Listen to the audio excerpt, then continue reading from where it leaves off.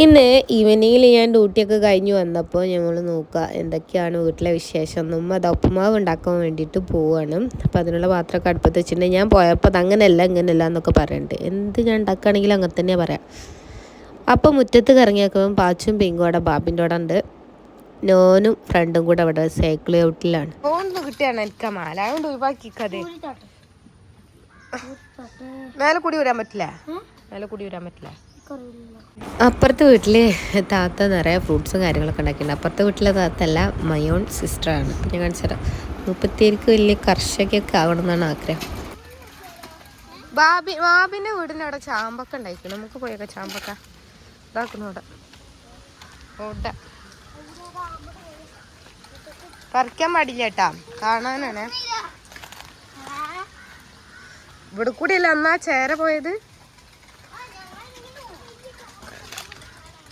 ഇതൊരു തരം ചാമ്പക്കയല്ലേ. ഇതുപോലെ വേറെ 2-3 ഐറ്റംസ് ഇവിടെ തന്നെ ഉണ്ട് കേട്ടോ. പിന്നെ അവക്കാഡോ ഉണ്ട്, കൊക്കോ ഉണ്ട്, മൾബറി ഉണ്ട്. ഇതൊക്കെ ഇങ്ങനെ വെറൈറ്റി മൂപ്പര് പരീക്ഷിച്ചിട്ടുണ്ട്. മാഷാഅല്ലാഹ് ഒക്കെ കായ്ച്ചിട്ടുണ്ട് കേട്ടോ. ഞങ്ങൾ ഇതേമാതിരി തന്നെ പച്ചക്കറിയൊക്കെ ഫ്രൂട്ട്സൊക്കെ ഉണ്ടാക്കിയാൽ വേഗം ഉണ്ടാവും. അപ്പം അതൊക്കെ അപ്പുറത്തുണ്ടായി കാണിച്ചു തരാം.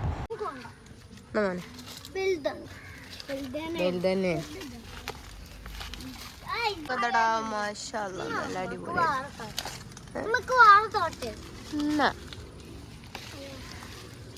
എന്താ ഇതിൻ്റെ ഉള്ളില്, എന്താ ഇതിൻ്റെ ഉള്ളില്?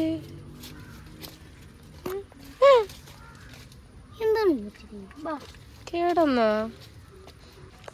ഉള്ളു കേടൊന്നുകൂടെ കുത്തല്ലടാ. അതിമേത എന്തോ കേടിങ്ങനെ.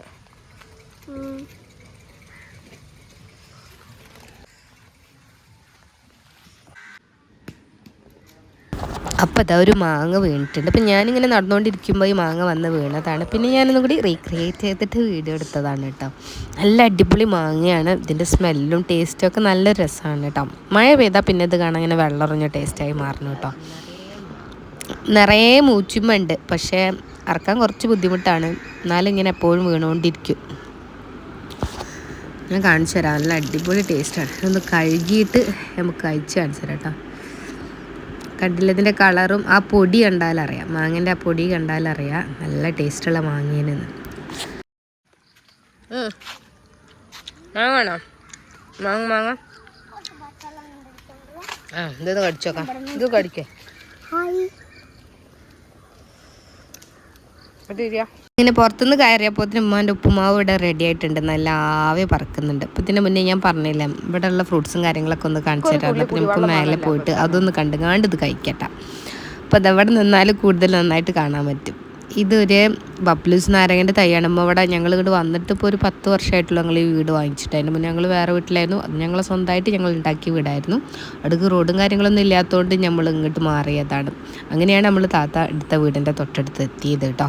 അപ്പോൾ ഇത് നിറയെ ബബ്ലൂസ് നാരങ്ങ, അതുപോലെ അതിൻ്റെ തൊട്ടടുത്തായിട്ട് ഇവിടെ മൂച്ചിയുണ്ട്. മൂച്ചി ഇവിടെ ഉണ്ടായിരുന്നതാണ്. എന്നാലും ഞങ്ങൾ അവിടെ വെച്ചിരുന്നു. അവിടെ ഒരുപാട് സംഭവങ്ങളുണ്ടായിരുന്നു. റംബുട്ടാൻ ഉണ്ടായിരുന്നു, റൂബിക്ക ഉണ്ടായിരുന്നു, പിന്നെ കോയിമുട്ടപ്പായ ഉണ്ടായിരുന്നു.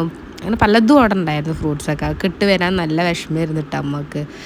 പിന്നെ ഇതാണ് ആ പറഞ്ഞ കോഴിമുട്ടപ്പഴം എന്ന് പറഞ്ഞ സാധനം. അതായത് മുട്ടയുടെ ഉണ്ണി പോലെ ഉണ്ടാവും. അതിങ്ങോട്ട് തൊലിച്ച് കഴിഞ്ഞാൽ പുറം ഭാഗം നോക്കി കഴിഞ്ഞാൽ തക്കാളിൻ്റെ കാക്കപ്പഴത്തിൻ്റെ ഒക്കെ പോലെ ഉണ്ടാവും. പൊടിച്ച് കഴിഞ്ഞിട്ടുണ്ടെങ്കിൽ ഇനി മുട്ടേൻ്റെ ഉണ്ണി പോലെ തന്നെ നല്ല ടേസ്റ്റാണ്. അടിപൊളി മധുരമാണ് ഇതിന് കേട്ടോ. പക്ഷെ കൂടുതൽ ഇങ്ങനെ പൊടി ഇങ്ങനെ മുന്നിട്ട് നിൽക്കും അതിൽ. ഇതിൻ്റെ അപ്പുറത്ത് തന്നെ ഇതാ ഒരു മരമുണ്ട്. ഇതെന്താ വെച്ചാൽ ഇതാ വള്ളിയാണ്, സർവത്തുങ്കായ ഉണ്ടല്ലോ അതിൻ്റെ വള്ളി, പാഷൻ ഫ്രൂട്ടിൻ്റെ.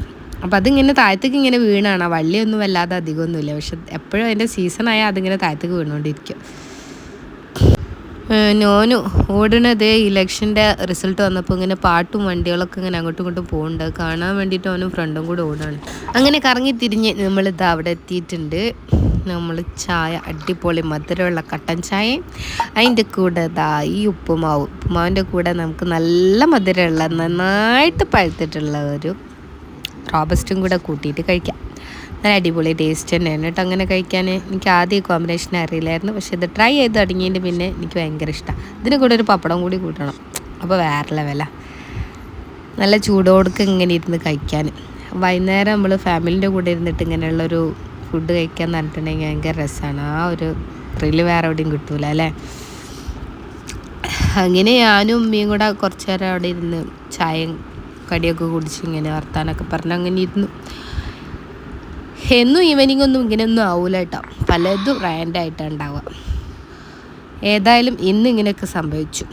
ഇൻഷാ അല്ലാഹ് നമുക്ക് നെക്സ്റ്റ് വ്ളോഗിൽ ഇനി അടുത്ത വിശേഷങ്ങൾ കാണാം. ഇഷ്ടപ്പെടുകയാണെങ്കിൽ എന്തായാലും സബ്സ്ക്രൈബും ലൈക്കും ഒക്കെ ചെയ്യാം കേട്ടോ.